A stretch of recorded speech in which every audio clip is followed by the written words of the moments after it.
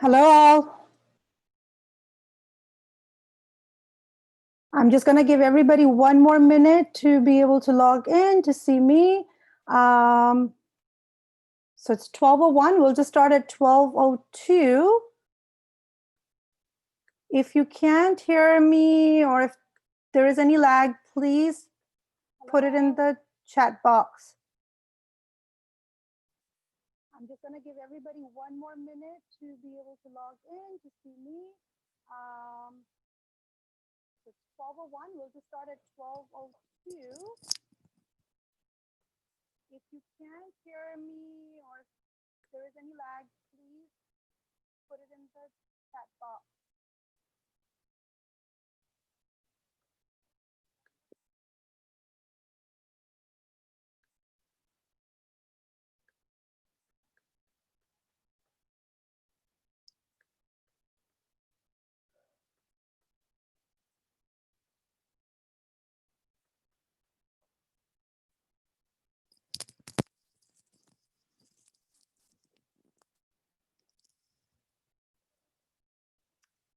Hi, everybody. So excited. Oh, hi, Farheen. Hi, how are you? So I'm so excited to finally to be able to speak with you. We have really missed our families and very excited about the new announcement to proceed with our phase 2. And that is the purpose of our YouTube live today, so I can provide you with all the information. So I know I'm pretty sure everybody's probably read on all the restrictions and the guidelines that are set out by Government of Ontario. And we have been doing that for past couple of days since they were put out. Government of Ontario is still putting on out a lot of protocols and restrictions and guidelines for us to be able to follow as we go along. It is a working document currently, and that's what we are looking at. So I wanted to talk about a little bit about the restrictions and the guideline that are set on forth. So we are going to proceed with the opening of the center. So it's really exciting to, I'm pretty sure, for a lot of our parents and families to hear that. So the very first day we are going to come back for our students is Wednesday, June 17th next week. And then we are going to open up again on Friday, June 19th. So next week, we're only going to open up 2 days for our students on June 17th and June 19th. And I will send out this specific information with specific emails to every parent. So you'll have that, but I just wanted to meet today and give you an overview of how this opening is going to take place. So we are back to work actually this week only. And what we have been doing, we've been going through the protocol. We are putting in all the things in places.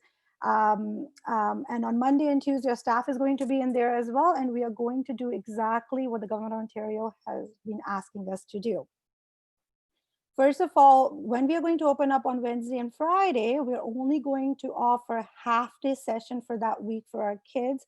This will help for our kids to be able to slowly wean back, and same for our staff. And this will also tell us on Wednesday what are more things that we need to make changes to. As you guys know, we do ABA, so everything we do is based on task analysis and taking baby steps.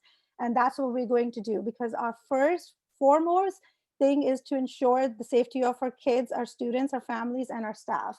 So I know everybody's really excited about the opening, but we want to make sure this opening happens in a very safe environment and we do it the right, so we don't actually have to shut down again for any of the reasons. So if we do it right the first time, hopefully we should be able to continue. So the things that we are going to follow, first of all, we are going to use different entrances for all our kids, depending on which room they're going to be working in, which group they're going to be working in. So if we have our advanced learners, our early learners, our intermediate learners, they're going to come in from different entrances with their different staff members. So this will all help us to minimize contact with other kids and other staff who do not have to be with those kids. Upon arrival, what it is going to look like and what we have actually been talking about, we are going to send out to our families via email a video, a social story video clipping for you to be able to watch. That will actually show you what your arrival time is going to look like, because this arrival time is going to look very different than what our kids and our families have been used to. So one of the things that is going to start happening at arrival, you're not going to come in through the main entrance anymore. So everybody's going to park their cars or wait in their cars outside. And the staff member is going to come out to get their kids from the car. And kids are going to stay in the car till we have gone through the COVID-19 assessment screening.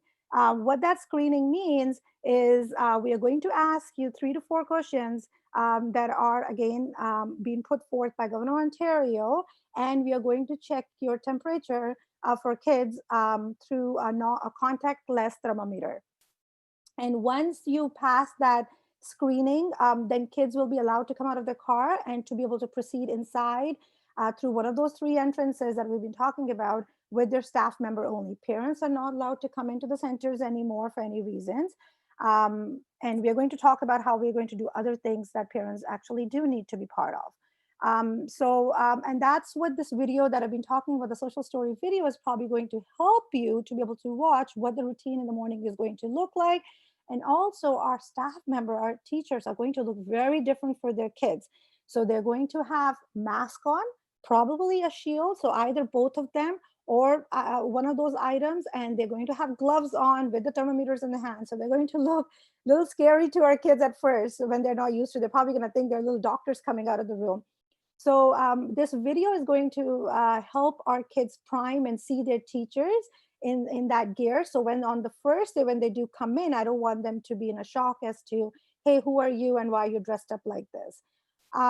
We are also going to help families who do want this. If you do want your kids to start wearing masks, since we don't know how long this COVID-19 restrictions and guidelines are going to be in place, and if you want them to start wearing masks, and we can actually talk about it, and we can put in a program where we can start teaching them how to put masks. Also, part of the routine is going to be, as soon as the kids enter the premises, they're going to wash their hands. Or if kids who do have a hard time washing their hands, we're going to have sanitizers available to them, and they're going to sanitize their hands immediately upon entering the premises. And we are going to make sure the kids are actually doing that throughout the day, washing their hands, right, the sanitizing, and same goes for our staff members as well. For disinfecting, there's going to be a frequent and rigorous disinfecting protocol that is going to be put in place, and that we are going to do it prior to us starting the services in the morning. And actually, that is going to continue throughout the day during our sessions as well. So every 30 minutes, every hour, whatever is said by Government of Ontario, we are going to follow that protocol and going to disinfect and sanitize the area your child is going to be working with a staff member. So because we have to disinfect and sanitize, we also are going to make sure that none of our kids are going to be sharing materials anymore. I know one of the advantages of being at the center is kids learn how to share things and how to share materials and socialize. And that is going to be one of the things that we are going to probably draw back from and not have our kids do this at the moment. So they're going to be strictly in a one-on-one setting where they're only going to mingle with their staff or their teacher they're going to be working with, and not socialize with their friends anymore. So they're not going to be eating snack at the same table with their friends and sharing, and even group activities, circle time, all those things are going to be put or halted for right now till we surpass this COVID-19 restriction. So right now they're going to be strictly in a one-on-one setting with their teachers, 2 meters apart from everybody else. And we're also going to follow the restriction that is set forth by Government Ontario. Right now they have set 10 cohorts. So if there are 5 kids, 5 teachers in one of our units, and no more than that. So we're going to follow all these restrictions very clearly, very rigorously.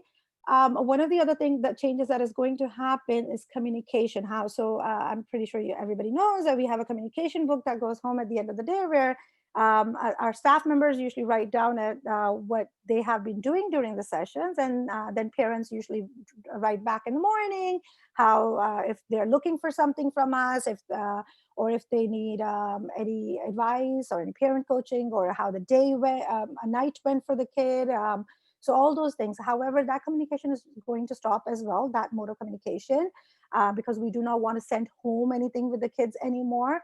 So that is going to, so at end of every session, the staff member is going to call the parent and provide you with that 5-minute over the phone information as to how the session went. And then you will also have that 5 minutes in the morning. You can call in prior to session starting telling the staff if there is something that they need to know pertaining to for the day for the kid. So everything is going to happen through the phone calls. So that is going to be big change in communication. As we said, that we do need to minimize the number of people who come into our center. So there are going to be no visitors allowed other than the staff member and the kid who's going to come in. So parents are not, unfortunately, allowed to come in for any parent coaching observations, but they're going to continue to happen through our video calling system. However, I do ask parents to give us some time to get used to this new routine that we are going to be putting in place.